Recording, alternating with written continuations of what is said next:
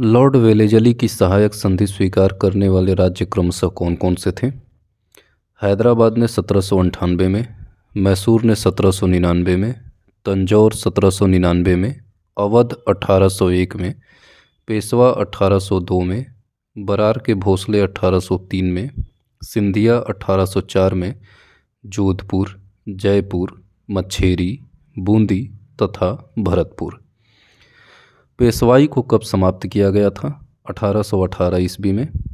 भारत में किस वायसराय के समय दूसरा फैक्ट्री अधिनियम पारित किया गया? लॉर्ड लैंसडाउन के समय।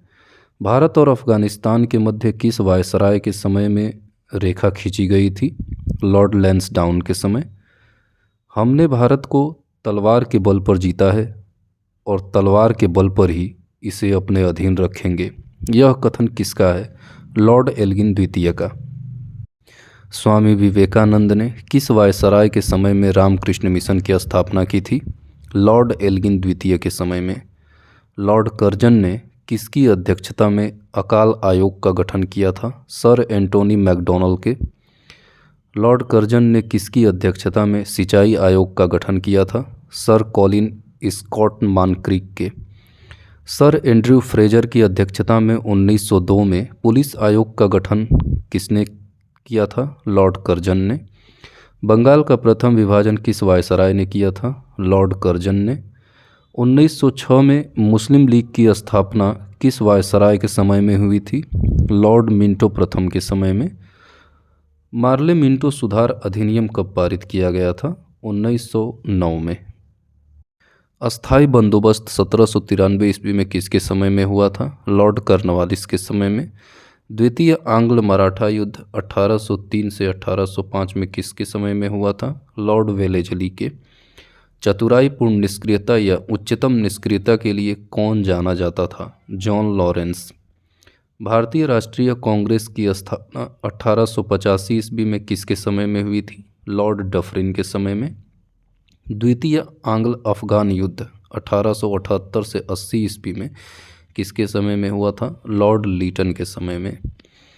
भारत की पांचवी जनगणना किसके समय में हुई थी? लॉर्ड हार्डिंग के।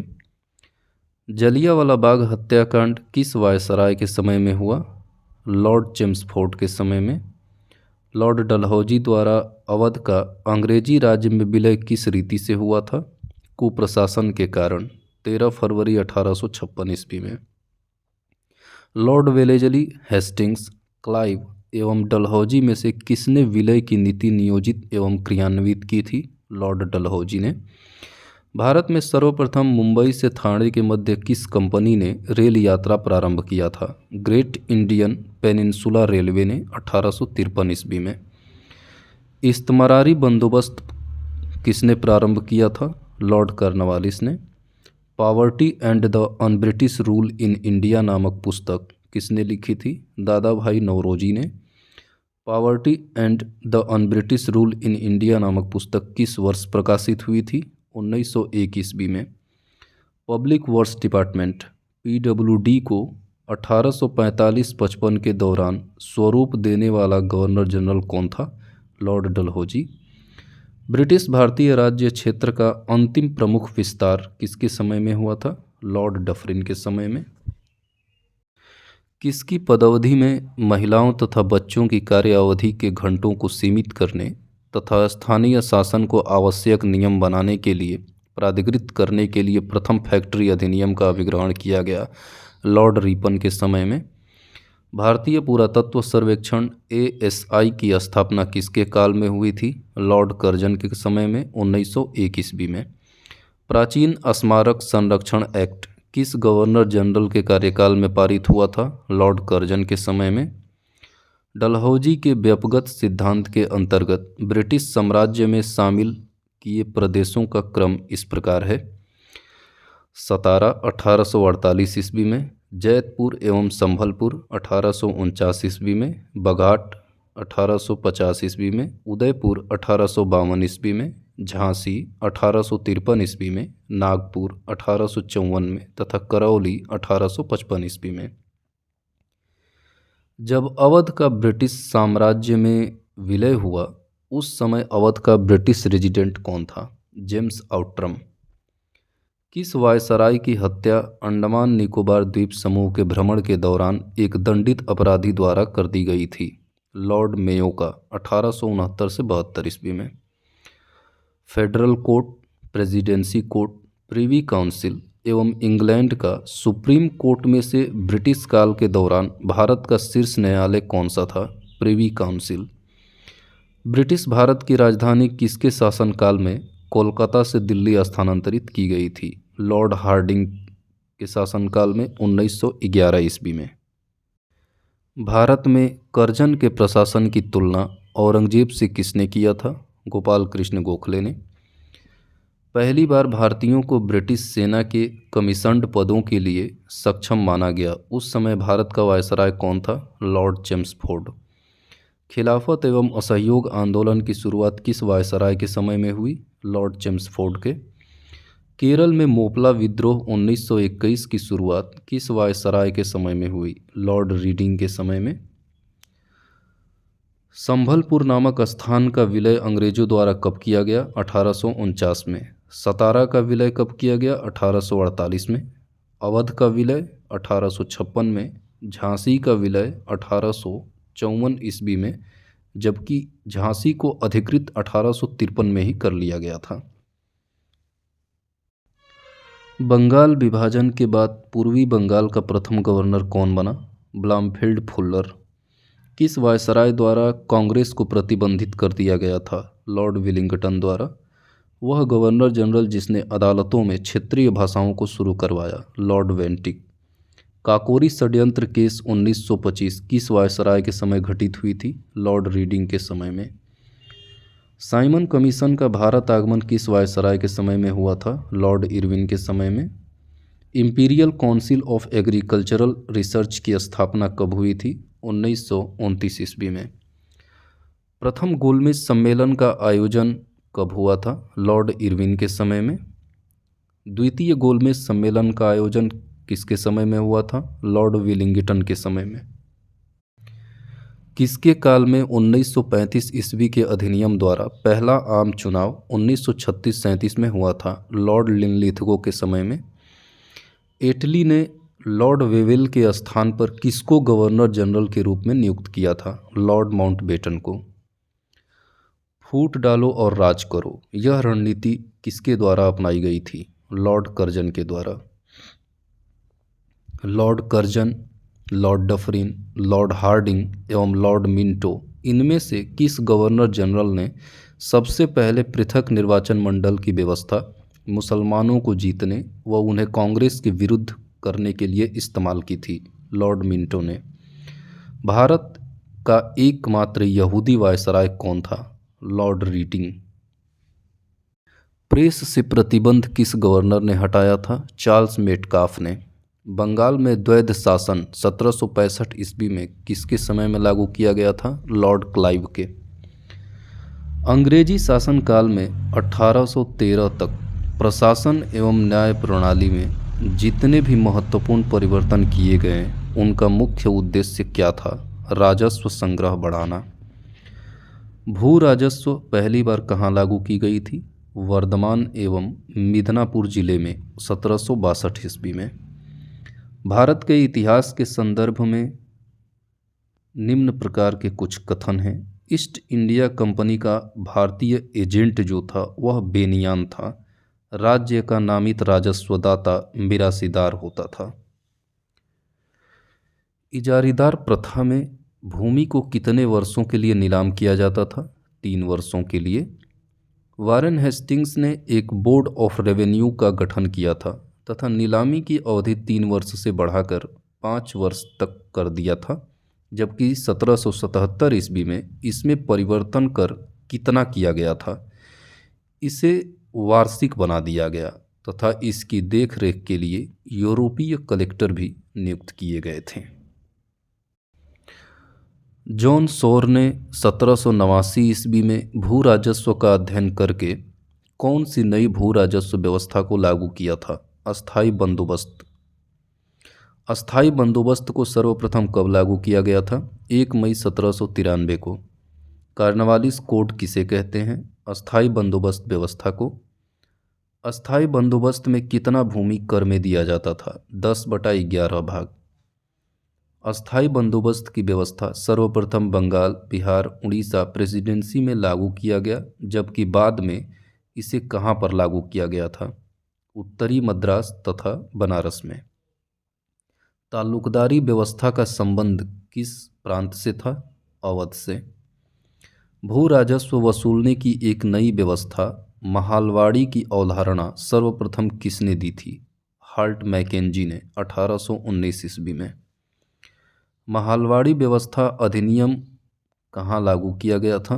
गंगा के दोआब क्षेत्र में, पश्चिमोत्तर प्रांतों में तथा मध्य भारत के कुछ भागों और पंजाब में। लॉर्ड हेस्टिंग्स के कार्यकाल में किसने महालवाड़ी व्यवस्था लागू की थी? हॉल्ट मैकेंजी ने। सूर्य अस्त कानून का क्या अभिप्राय था? अस्थाई बंदोबस्त के अनुसार अगर लगान एक निश्चित दिन सूर्यास्त तक जमा नहीं हुआ तो जमींदारी की नीलामी की जा सकती थी। टॉमस मुनरो तथा रीड की अनुशंसा पर रैयतवाड़ी व्यवस्था कहाँ लागू की गई थी? मद्रास प्रेसिडेंसी में 1792 ईस्वी में। रैयतवाड़ी व्यवस्था के तहत कंपनी कितने प्रतिशत भू राजस्व लेती थी? 33%, और समय के अनुसार इसे बढ़ा दिया गया था। रैयतवाड़ी व्यवस्था को किसने बम्बई प्रेसिडेंसी में लागू किया था? कैप्टन विनगेट ने 1835 ईस्वी में। रैयतवाड़ी व्यवस्था में भूमि का मालिक कौन होता था? किसान। रैयतवाड़ी व्यवस्था के संबंध में कुछ तथ्य हैं। रैयतवाड़ी व्यवस्था के अंतर्गत किसानों द्वारा लगान सीधे सरकार को दिया जाता था तथा सरकार किसान को पट्टे देती थी और कर लगाने से पूर्व भूमि का सर्वेक्षण और मूल्य निर्धारण किया जाता था। 19वीं शताब्दी में जनसंख्या का भूमि पर अत्यधिक दबाव क्यों पड़ा? दस्तकारियों और ग्रामीण उद्योगों के विनाश के कारण। किस भू राजस्व व्यवस्था ने जनता और शासन के मध्य घनिष्ठ संबंधों की स्थापना की थी? रैयतवाड़ी व्यवस्था ने। 19वीं शताब्दी में कृषकों की गरीबी का मुख्य कारण क्या था? भू राजस्व का बहुत अधिक निर्धारण करना। किन प्रदेशों में कंपनी ने स्वीकार किया कि भूमि पर कर को सकल उत्पादन के 1/3 भाग से अधिक नहीं किया जाना चाहिए? मद्रास प्रेसिडेंसी में। कृषकों की अस्थायी ऋणग्रस्तता का मुख्य कारण क्या था? ऋण पर ब्याज की ऊंची दर। अंग्रेजों ने देश के समृद्ध हथकरघा उद्योग को सबसे पहले उस समय गंभीर क्षति पहुंचाई थी कब? बुनकरों को अपना माल निर्दिष्ट मूल्य पर बेचने के लिए बाध्य किया जाता था। इससे पूरे देश में हथकरघा उद्योग को सबसे ज़्यादा क्षति पहुंची थी। किसानों की भूमि के हस्तांतरण की प्रक्रिया कब तीव्र हो जाती थी? अकाल और अभाव के समय में। ब्रिटिश शासन के प्रथम कुछ दशकों के दौरान बंगाल में अधिकांश पुराने जमींदारों के पतन के क्या कारण थे? अधिकतम बोली लगाने वाले को भू राजस्व वसूली का अधिकार मिलता था। सूती वस्त्र बुनकरों के कंकाल भारत के मैदान को बदरंग कर रहे हैं, यह कथन किसका था? विलियम बेंटिक का। बंगाल में प्रमुख रूप से जिस मध्यम वर्ग का उदय हुआ वह कौन था? जमींदार। मद्रास प्रेसिडेंसी में रैयतवाड़ी भूमि व्यवस्था को कहाँ लागू किया गया था? बारामहल जिले में।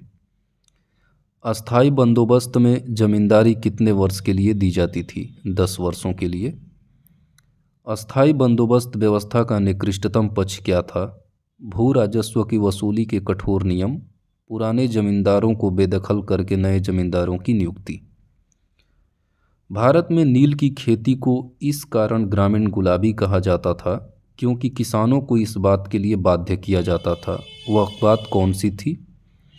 वे आवश्यक रूप से नील की खेती करें तथा आदेशित मूल्य पर बेचें। इसीलिए नील की खेती को ग्रामीण गुलामी कहा जाता था। ब्रिटिश शोषण के खिलाफ बंगाल के किसानों की प्रथम गंभीर प्रतिक्रिया कौन सी थी? नील विद्रोह 1859-60 में। वह यूरोपीय देश जिसने न तो भारतीय सूती माल पर भारी आयात शुल्क लगाया और न आयात प्रतिबंध लगाया था, वह कौन था? हॉलैंड अर्थात नीदरलैंड। भारत में यूरोपीय व्यापारियों ने किस व्यापार पर लगभग पूर्ण एकाधिकार की स्थापना की थी? आयात व्यापार पर। भारतीय उद्योगों, विशेषतः ग्रामीण उद्योगों के पतन का मुख्य कारण क्या था? रेलवे का विस्तार। ब्रिटिश शासन के दौरान भारत में उद्योगों का कोई स्वतंत्र विकास नहीं हुआ। इसका कारण क्या था? भारी उद्योगों का अभाव। ब्रिटिश काल में इंपीरियल प्रेफरेंस शब्दावली का प्रयोग किस अर्थ में किया जाता था? भारत में ब्रिटिश आयातों पर दी गई विशेष रियायतों के लिए। भारतीयों का किन उद्योगों में प्रारंभ से ही अधिक हिस्सेदारी थी? सूती कपड़ा उद्योग पर। नील उद्योग को किससे भारी नुकसान पहुंचा था? कृत्रिम रंग की खोज से। भारत में उपनिवेशी शासन काल में होम चार्जेस भारत से संपत्ति दोहन का महत्वपूर्ण अंग था। होम चार्जेज का संघटक कौन कौन सी थी? इसके प्रमुख तथ्य ये थे होम चार्जेस के अंतर्गत कि लंदन में इंडिया ऑफिस के भरण पोषण के लिए प्रयोग में लाई जाने वाली निधि और भारत में कार्यरत अंग्रेज कर्मचारियों के वेतन तथा पेंशन देने हेतु प्रयोग में लाई जाने वाली निधि जमींदारों, किसानों, मजदूरों एवं व्यापारियों में से अस्थायी बंदोबस्त किससे किया गया था? जमींदारों से। चीर अस्थायी बंदोबस्त 1793 के अंतर्गत जमींदारों से अपेक्षा की गई थी कि वे खेतिहरों को पट्टा जारी करेंगे। अनेक जमींदारों ने पट्टा नहीं जारी किए। इसका क्या कारण था? क्योंकि जमींदारों के ऊपर कोई सरकारी नियंत्रण नहीं था। बिहार में परमानेंट सेटलमेंट लागू करने का क्या कारण था? जमींदारों के लिए जमीन पर वंश परंपरागत अधिकार को स्वेच्छा से हस्तांतरित करने का अधिकार। 1885 में बंगाल और बिहार में भूमि पर किराएदारों के अधिकारों को किस अधिनियम के द्वारा दिया गया था? बंगाल किराएदारी अधिनियम द्वारा। ब्रिटिश व्यवस्था में रैयतवाड़ी भू राजस्व संग्रह कहाँ प्रचलित था? दक्षिण भारत में। दादा भाई नौरोजी द्वारा प्रतिपादित अपवाह सिद्धांत, जिसे ड्रेन थ्योरी भी कहा जाता है, कि सही परिभाषा कौन सी है? भारत की राष्ट्रीय संपदा का एक भाग अथवा कुल वार्षिक उत्पाद ब्रिटेन को निर्यात कर दिया जाता था, जिसके लिए भारत को कोई वास्तविक प्रतिफल नहीं मिलता था। इसे ही अपवाह सिद्धांत या ड्रेन थ्योरी के नाम से जाना जाता है। अंग्रेजों के शासनकाल में भारत के आर्थिक दोहन के सिद्धांत को किसने प्रतिपादित किया था? दादा भाई नौरोजी ने। ब्रिटिश शासन के समय अर्थव्यवस्था को खोखला करने के सिद्धांत के बारे में किसने पुस्तक लिखी थी? दादा भाई नौरोजी ने। भारत में उपनिवेशवाद के आर्थिक आलोचक कौन कौन थे? दादा भाई नौरोजी, जी सुब्रमण्यम अय्यर व आर.सी. दत्त। एम.जी. रानाडे, बाल गंगाधर तिलक, आर.सी. दत्त एवं सर सैयद अहमद खान में से कौन दादा भाई नौरोजी के उत्सारण सिद्धांत में विश्वास नहीं करता था? सर सैयद अहमद खान। इसमें उत्सारण सिद्धांत का अर्थ वही है, ड्रेन थ्योरी। भारत में ब्रिटिश आर्थिक नीति घिनौनी है, यह विचार किसका था? कार्ल मार्क्स का। पहली बार कंपनी सरकार द्वारा किस चार्टर एक्ट में भारतीय शिक्षा पर 1 लाख रुपए खर्च करने का प्रावधान किया गया था? चार्टर एक्ट 1813 में। अंग्रेजों ने भारत में प्रथम मदरसा कहाँ स्थापित किया था? कलकत्ता में। 1781 में वारेन हेस्टिंग्स द्वारा। वाराणसी में प्रथम संस्कृत महाविद्यालय की स्थापना किसने किया था? जोनाथन डंकन ने 1791 में। प्राच्य विद्या के समर्थकों में प्रमुख कौन कौन थे? एच.टी. प्रिंसेप एवं विल्सन। शिक्षा के अधोमुखी निस्यंदन सिद्धांत का प्रतिपादक कौन था? Lord Macaulay. भारतीय शिक्षा का मैग्ना कार्टा किसे माना जाता है? वुड के डिस्पैच 1854 को। प्राथमिक शिक्षा पर प्रथम बार किस कमीशन की रिपोर्ट में जोर दिया गया था? हंटर कमीशन 1882 में, लॉर्ड रिपन के कार्यकाल के समय। लंदन विश्वविद्यालय के आधार पर वुड डिस्पैच ने कहाँ पर विश्वविद्यालय की स्थापना का सुझाव दिया था? कलकत्ता, बम्बई तथा मद्रास प्रेसिडेंसियों में 1857 ईस्वी में। भारत में आधुनिक शिक्षा प्रणाली की नींव किससे पड़ी थी? 1835 के मैकाले के स्मरण पत्र से। विश्वविद्यालयों के लिए कुलपति की नियुक्ति का सुझाव किस रिपोर्ट में दिया गया? सैडलर आयोग की रिपोर्ट में 1917 ईस्वी में। भारत सरकार ने 1953 में विश्वविद्यालय अनुदान आयोग की स्थापना किसके सुझाव पर किया? राधाकृष्णन आयोग। महिला शिक्षा पर सरकारी स्तर पर पहली बार किसमें व्यवस्था की गई थी? वुड डिस्पैच में। महिला शिक्षा की दिशा में प्रथम भारतीय प्रयास किसने किया था? ब्रह्म समाज ने।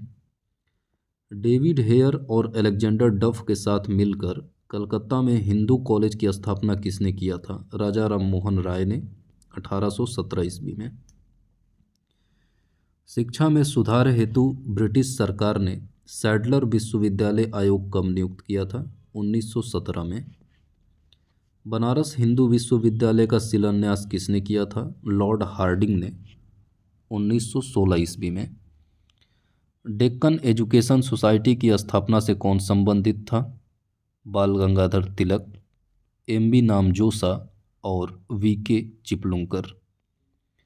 भारतीय विश्वविद्यालयों में धार्मिक शिक्षा के प्रबल समर्थक कौन थे? मदन मोहन मालवीय। कलकत्ता, बम्बई, इलाहाबाद एवं मद्रास में से कौन सा विश्वविद्यालय 1857 में स्थापित नहीं किया गया था? इलाहाबाद विश्वविद्यालय। एशियाटिक सोसाइटी ऑफ बंगाल के संस्थापक थे सर विलियम जोन्स 1784 ईस्वी में। विधवा विवाह प्रतिबंध निवारक मंडली की स्थापना किसने की थी? डी.के. कर्वे ने। हिंदू कॉलेज की स्थापना कब हुई थी? 1817 ईस्वी में। मेयो कॉलेज की स्थापना कब हुई थी? 1875 ईस्वी में। मुस्लिम एंग्लो ओरिएंटल की स्थापना कब की गई थी? 1875 ईस्वी में। दिल्ली कॉलेज की स्थापना कब की गई थी? 1824 ईस्वी में। बंगाल की एशियाटिक सोसाइटी की स्थापना किसके समय में हुई थी? वॉरेन हेस्टिंग्स के समय में। दादा भाई नौरोजी, माइकल मधुसूदन दत्त एवं विवेकानंद में से किसे पेरिस की रॉयल एशियाटिक सोसाइटी की सदस्यता प्रदान की गई थी? माइकल मधुसूदन दत्त को। पश्चिमी व्यापार, ईसाईयत, पश्चिमी शिक्षा तथा पश्चिमी उपनिवेशवाद में से किसका 19वीं सदी के भारतीय पुनर्जागरण में अधिक योगदान था? पश्चिमी शिक्षा का। डलहौजी ने लोक शिक्षा विभाग की स्थापना कब की थी? 1854 ईस्वी में। राजकुमारों के शिक्षा ग्रहण के लिए मेयो ने किस कॉलेज की स्थापना करवाया था? मेयो कॉलेज की। लॉर्ड लीटन के समय सिविल सेवा परीक्षा की आयु 21 वर्ष से घटाकर कितने वर्ष कर दी गई थी? 19 वर्ष। भारतीय सिविल सेवा का सृजन किस गवर्नर जनरल ने किया था? लॉर्ड कॉर्नवालिस ने। कलकत्ता विश्वविद्यालय की जांच के लिए 1917 में सैडलर आयोग की नियुक्ति किस वायसराय ने की थी? लॉर्ड चेम्सफोर्ड के समय में। स्वतंत्रता पूर्व अवधि में ब्रिटिश सरकार द्वारा भारत में आधुनिक शिक्षा के प्रसार का मुख्य उद्देश्य क्या था? छोटे प्रशासनिक पदों पर नियुक्ति हेतु शिक्षित भारतीयों की आवश्यकता। चार्ल्स वुड का आदेश पत्र किससे संबंधित था? शिक्षा से। नेशनल काउंसिल ऑफ एजुकेशन की स्थापना कब हुई थी? 15 अगस्त 1906 ईस्वी को। किसके शासनकाल में भारत में अंग्रेजी शिक्षा आरंभ की गई थी? लॉर्ड विलियम कैवेंडिश बेंटिक के समय में। भारत में जिस राजनीतिक संगठन की स्थापना 1838 ईस्वी में की गई थी उसका नाम क्या था? जमींदारी एसोसिएशन। भारत संघ अर्थात इंडियन एसोसिएशन के संस्थापक कौन थे? सुरेंद्र नाथ बनर्जी। सन 1875 में हाउस ऑफ कॉमन्स में एक याचिका प्रस्तुत करते हुए ब्रिटिश संसद में भारत के प्रत्यक्ष प्रतिनिधित्व की मांग किस सभा ने किया था? द पूना सार्वजनिक सभा ने। राष्ट्रीय कांग्रेस से पूर्व संस्था कौन सी थी? Indian association of Calcutta. Surendranath Banerjee द्वारा स्थापित उस संगठन का नाम बताइए जिसका 1886 में इंडियन नेशनल कांग्रेस में विलय हो गया। Indian national conference. राजनैतिक सुधारों को लेकर विरोध करने वाले पहले भारतीय कौन थे? सुरेंद्रनाथ बनर्जी। सत्येंद्रनाथ टैगोर, सुरेंद्रनाथ बनर्जी एवं आर.सी. दत्त, इनमें से किसको ब्रिटिश द्वारा इंडियन सिविल सर्विस से बर्खास्त किया गया था? सुरेंद्रनाथ बनर्जी को। लैंड होल्डर्स सोसाइटी के संस्थापक कौन थे? Dwarkanath Tagore. British India society के संस्थापक विलियम एडम्स, 1839 ईस्वी में लंदन में। इंडियन सोसाइटी के संस्थापक आनंद मोहन बोस। बॉम्बे एसोसिएशन के संस्थापक दादा भाई नौरोजी। इंडियन लीग संगठन के संस्थापक शिशिर कुमार घोष, 1875 ईस्वी बंगाल में। यूनाइटेड इंडिया पैट्रियोटिक एसोसिएशन के संस्थापक Syed Ahmed Khan. Central Mohammedan national association के संस्थापक Syed Ameer Ali. Servant of India society के संस्थापक कौन थे? Gopal Krishna Gokhale. East India association के संस्थापक कौन थे? दादा भाई नौरोजी, 1866 ईस्वी में लंदन। नेशनल इंडिया एसोसिएशन के संस्थापक कौन थे? मेरी कारपेंटर और मैनिंग। मद्रास महाजन सभा की स्थापना कब की गई थी? मई 1884 में। और मद्रास महाजन सभा की स्थापना एस रामास्वामी मुदलियार, बी राघवाचारी, जी सुब्रमण्यम तथा पी आनंद चार्लू द्वारा किया गया था। भारतीय राष्ट्रीय कांग्रेस की स्थापना कब किया गया था? 1885 ईस्वी में ए.ओ. ह्यूम द्वारा। दादा भाई नौरोजी, सुरेंद्रनाथ बनर्जी, जस्टिस रानाडे एवं जी सुब्रमण्यम अय्यर में से कौन भारतीय राष्ट्रीय कांग्रेस की स्थापना अधिवेशन की बैठक में उपस्थित नहीं था? सुरेंद्रनाथ बनर्जी। 28 दिसंबर 1885 में इंडियन नेशनल कांग्रेस का सर्वप्रथम अधिवेशन कहाँ आयोजित किया गया था? बम्बई के गोकुलदास तेजपाल संस्कृत विद्यालय में। अध्यक्ष W.C. बनर्जी। किसके सुझाव पर भारतीय राष्ट्रीय संघ का नाम भारतीय राष्ट्रीय कांग्रेस रखा गया? दादा भाई नौरोजी के। कांग्रेस के बारे में किसने कहा कि वह जनता के उस अल्पसंख्यक वर्ग का प्रतिनिधित्व करती है जिसकी संख्या सूक्ष्म है? लॉर्ड डफरिन ने। कांग्रेस के बारे में किसने कहा कि कांग्रेस अपनी मौत की घड़ियां गिन रही है? भारत में रहते हुए मेरी एक सबसे बड़ी इच्छा है कि मैं उसे शांतिपूर्वक मरने में मदद कर सकूं। लॉर्ड कर्जन ने। कांग्रेस के सर्वप्रथम मुस्लिम अध्यक्ष कौन थे? बदरुद्दीन तैयब जी, 1887 में मद्रास में संपन्न तीसरे अधिवेशन में। कांग्रेस के दूसरे अधिवेशन की अध्यक्षता किसने किया था? दादा भाई नौरोजी ने। कांग्रेस की प्रथम महिला अध्यक्ष कौन थी? एनी बेसेंट, कलकत्ता अधिवेशन 1917 में। कांग्रेस की प्रथम भारतीय महिला अध्यक्ष कौन थी? सरोजनी नायडू, 1925 में कानपुर में 40वें अधिवेशन में। कांग्रेस को किसने गंदी चीज और देशद्रोही संगठन कहा था? लॉर्ड कर्जन ने। यह किसने कहा था कि राजनीतिक स्वतंत्रता राष्ट्र की प्राणवायु है? अरविंद घोष ने। किसने कहा कि कांग्रेस के लोग पदों के भूखे हैं? बंकिम चंद्र चटर्जी ने कहा था।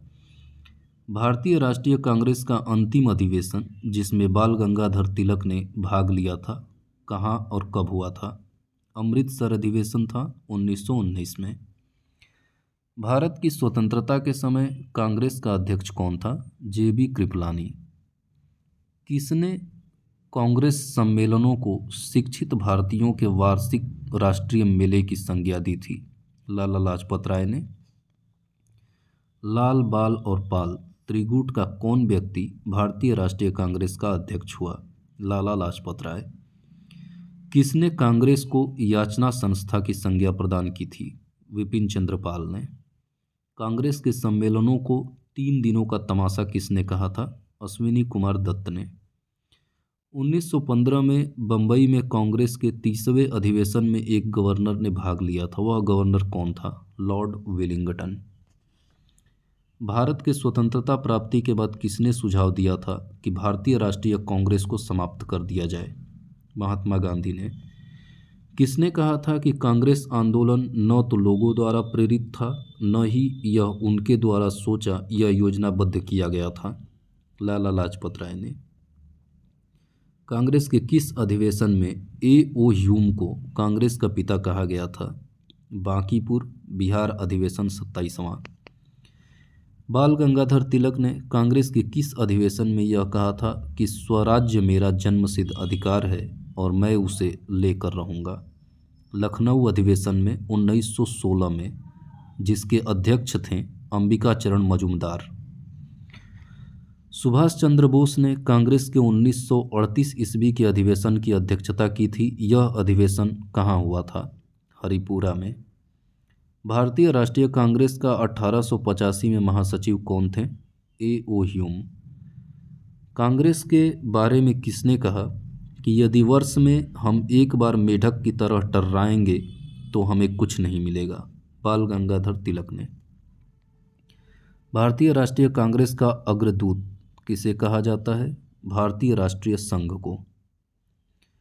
किसने कांग्रेस को लॉर्ड डफरिन के दिमाग की उपज बताया? लाला लाजपत राय ने। कांग्रेस के प्रथम बंबई अधिवेशन में कुल कितने सदस्यों ने हिस्सा लिया था? 72 सदस्यों ने।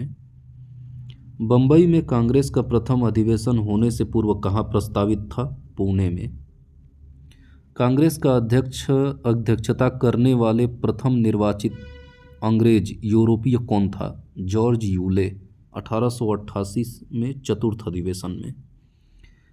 भारतीय राष्ट्रीय कांग्रेस के संस्थापक कौन थे? एक असैनिक सेवक। भारतीय राष्ट्रीय कांग्रेस की स्थापना के समय भारत का वायसराय कौन था? Lord Dufferin. दादा भाई नौरोजी, जी सुब्रमण्यम अय्यर, जस्टिस राणा डे एवं सुरेंद्रनाथ बनर्जी में से कौन भारतीय राष्ट्रीय कांग्रेस के स्थापना अधिवेशन में उपस्थित नहीं था? सुरेंद्रनाथ बनर्जी। कांग्रेस के लिए समर्थन प्राप्त करने के लिए 1889 ईस्वी में एक समिति स्थापित की गई। उस समिति का सभापति कौन था? Digby, V Digby. Lala Lajpat Rai, Annie Besant, Motilal Nehru एवं बाल गंगाधर तिलक में से कौन भारतीय राष्ट्रीय कांग्रेस का अध्यक्ष कभी नहीं चुना जा सका? बाल गंगाधर तिलक। वह व्यक्ति कौन था जो जब कांग्रेस का अध्यक्ष था तो वह जेल में था और जेल में से ही उसने कांग्रेस की अध्यक्षता की थी? C.R. दास ने। अल्फ्रेड वेब कांग्रेस के कब अध्यक्ष बने थे? 1894 ईस्वी में।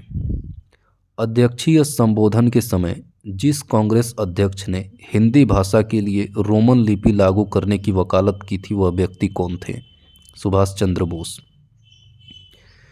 अमृतसर के भारतीय राष्ट्रीय कांग्रेस अधिवेशन 1919 के प्रस्तावक के अनुसार महात्मा गांधी द्वारा कांग्रेस का नया संविधान लिखने हेतु किन्हें उनके सहयोग हेतु चुना गया था? NC केलकर एवं IB सेन को। किस अधिवेशन में कांग्रेस ने पहली बार भारतीय रियासतों के प्रति अपनी नीति घोषित की थी? नागपुर अधिवेशन में। अलीगढ़ मुस्लिम विश्वविद्यालय अलीगढ़, डॉक्टर भीमराव अंबेडकर विश्वविद्यालय लखनऊ, बनारस हिंदू विश्वविद्यालय वाराणसी एवं इलाहाबाद विश्वविद्यालय में से किसे सर्वप्रथम केंद्रीय विश्वविद्यालय घोषित किया गया था? बनारस हिंदू विश्वविद्यालय को। 1922 में गया के इंडियन नेशनल कांग्रेस के अधिवेशन के अध्यक्ष कौन थे? चित्तरंजन दास। कांग्रेस ने कब और कहां पूर्ण स्वतंत्रता को अपना लक्ष्य घोषित किया? लाहौर को 1929 ईस्वी में। भारतीय राष्ट्रीय कांग्रेस के अध्यक्ष हेतु कुछ प्रमुख व्यक्तियों की सूची। महात्मा गांधी 1924 में बेलगांव अधिवेशन में अध्यक्ष थे। श्रीमती सरोजिनी नायडू 1925 में कानपुर अधिवेशन की अध्यक्ष थीं। जवाहरलाल नेहरू 1929 में लाहौर अधिवेशन के अध्यक्ष थे और वल्लभ भाई पटेल 1931 ईस्वी में कराची अधिवेशन में भारतीय राष्ट्रीय कांग्रेस के अध्यक्ष हुए थे। मोतीलाल नेहरू अमृतसर 1919 में, सरोजिनी नायडू कानपुर 1925 के अधिवेशन में अध्यक्ष थीं। Doctor M.A. अंसारी मद्रास का अधिवेशन में अध्यक्ष थे 1927 में। डॉक्टर राजेंद्र प्रसाद बम्बई अधिवेशन के अध्यक्ष थे 1934 में। अबुल कलाम आज़ाद रामगढ़ अधिवेशन के अध्यक्ष थे 1940 ईस्वी में और पुरुषोत्तम दास टंडन नासिक अधिवेशन के अध्यक्ष थे 1950 ईस्वी में। भारतीय राष्ट्रीय कांग्रेस के किस अधिवेशन में जवाहरलाल नेहरू ने समाजवाद को भारत की समस्याओं को हल करने की कुंजी बताया है? लखनऊ अधिवेशन 1936 ईस्वी में। जनगण मन पहली बार किस अवसर पर गाया गया था? भारतीय राष्ट्रीय कांग्रेस के अधिवेशन 1911 ईस्वी में। कौन लगातार 6 वर्ष तक भारतीय राष्ट्रीय कांग्रेस का अध्यक्ष था? अबुल कलाम आज़ाद 1940 से 46 ईस्वी तक। कांग्रेस ने अपनी कृषि नीति की घोषणा कहाँ की थी? फैजपुर में। बापू माई मदर शीर्षक संस्मरण किसने लिखा था? मनु बहन ने। ह्यू टोए द्वारा लिखित स्प्रिंगिंग टाइगर नामक पुस्तक किसकी जीवनी है? सुभाष चंद्र बोस की। महात्मा गांधी ने किस पुस्तक में ब्रिटिश पार्लियामेंट को बांझ और वेश्या कहा है? हिंद स्वराज में 1909 में गुजराती भाषा में लिखी गई पुस्तक में।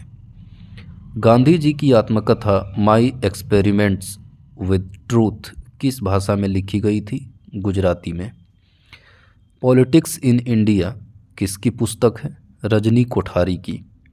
द पोस्ट अमेरिकन वर्ल्ड पुस्तक के लेखक कौन है? फरीद जकारिया। गीतांजलि का अंग्रेजी संस्करण कब प्रकाशित हुआ था? 1912 ईस्वी में। अंग्रेजी साप्ताहिक वंदे मातरम के साथ किसने अपने को संबद्ध किया? विपिन चंद्र पाल और अरविंद घोष ने। इंडियन अनरेस्ट का लेखक कौन था? वैलेंटाइन सिरोल। अमेरिका में फ्री हिंदुस्तान अखबार किसने शुरू किया था? तारकनाथ दास ने। बाल गंगाधर तिलक किस पत्र का संपादन करते थे? केसरी एवं मराठा का। M.N. राय की उत्प्रवासी साम्यवादी पत्रिका कौन सी थी? बैगार्ड। किस भारतीय राष्ट्रीय आंदोलन का शीर्ष गीत वंदे मातरम बना? स्वदेशी आंदोलन का। A nation in the making पत्रिका किससे संबंधित है? सुरेंद्रनाथ बनर्जी से। हिंद स्वराज पत्रिका जो गुजराती में किससे संबंधित है? M.K. गांधी से। द इंडियन स्ट्रगल पत्रिका किससे संबंधित थी? सुभाष चंद्र बोस से। ऑटोबायोग्राफिकल राइटिंग्स पत्रिका किससे संबंधित है? लाला लाजपत राय से। बंगाली देशभक्ति की बाइबिल किसे माना जाता है? आनंद मठ को। मराठी पाक्षिक पत्रिका बहिष्कृत भारत 1927 किसने आरंभ किया था? भीमराव अंबेडकर जी ने। अल हिलाल पत्रिका किससे संबंधित है? मौलाना आज़ाद। केसरी पत्रिका किससे संबंधित है? लोकमान्य तिलक से। नेशनल हेराल्ड पत्रिका किससे संबंधित है? जवाहरलाल नेहरू से। द पायनियर पत्रिका किससे संबंधित है? जॉर्ज एलन से। कुछ प्रमुख पत्रिकाएं एवं उनके संस्थापक। बंगाल गजट अंग्रेजी पत्रिका 1780 ईस्वी में कलकत्ता में। इसके संस्थापक जेम्स अगस्ट हिके थे। यह भारत का प्रथम साप्ताहिक समाचार पत्र था। कलकत्ता गजट अंग्रेजी में। यह पत्रिका 1784 ईस्वी में कलकत्ता में। यह सरकारी सहायता द्वारा संस्थापित थी। इंडिया गजट अंग्रेजी में 1780 ईस्वी में कलकत्ता में। इसके संस्थापक हेनरी विवियन डेरोजियो थे।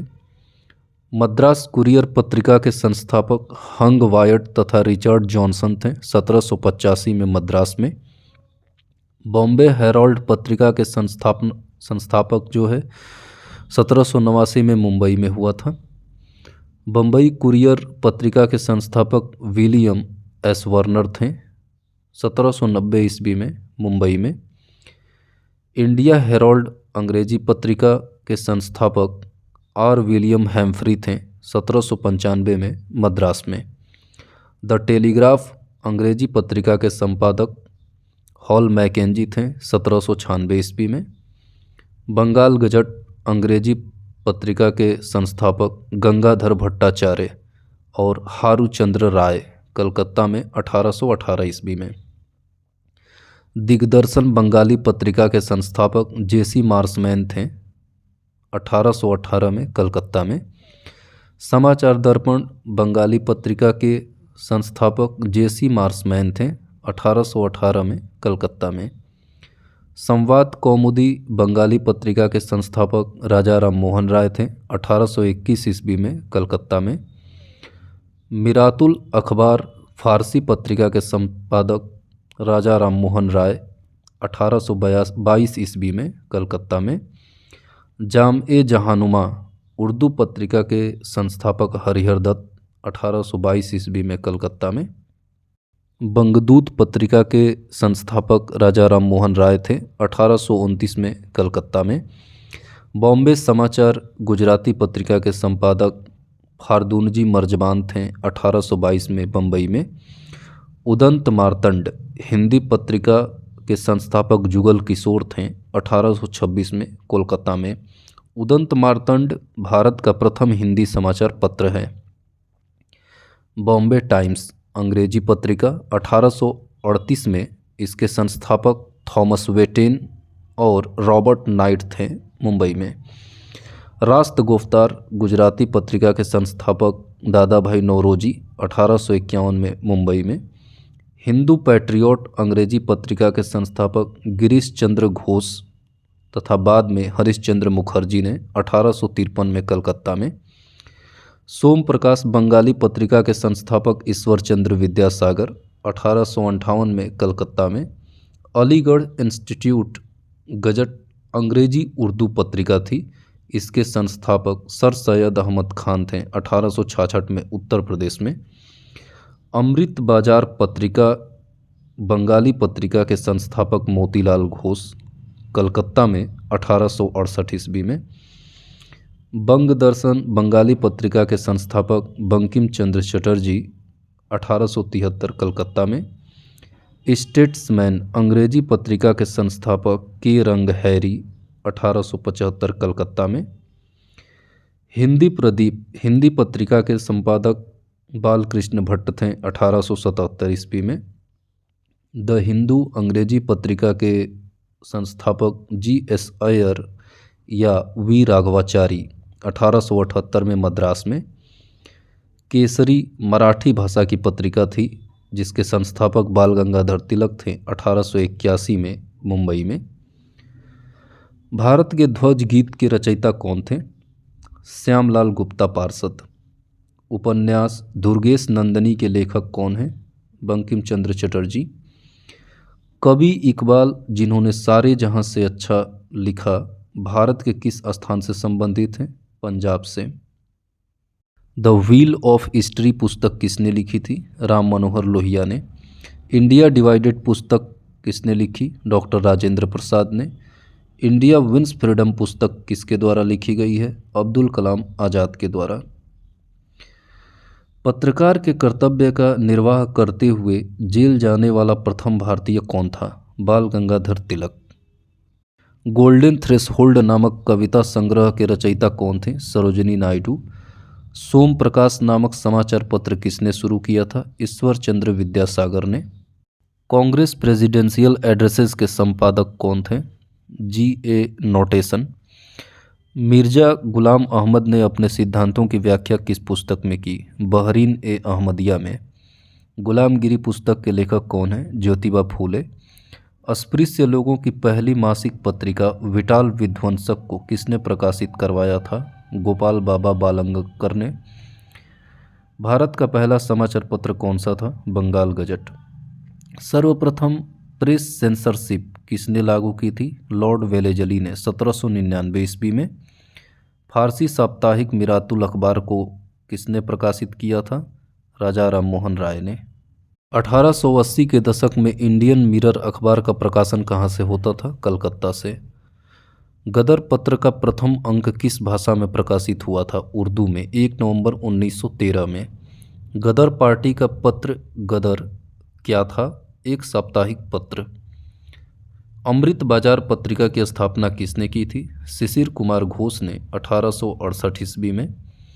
क्रांतिकारी काल की लोकप्रिय पत्रिकाएं कौन सी थी जो कांग्रेस की आलोचना करती थीं? बंगवासी, काल एवं केसरी। किन समाचार पत्रों ने भारतीय स्वतंत्रता संग्राम के काल में क्रांतिकारी आतंकवाद की वकालत की थी? संध्या, युगांतर एवं काल समाचार पत्रों ने new India, leader, young India एवं फ्री प्रेस जनरल अखबारों में से कौन सा मुख्यतया उदारवादियों की नीतियों का प्रचारक था? लीडर अखबार।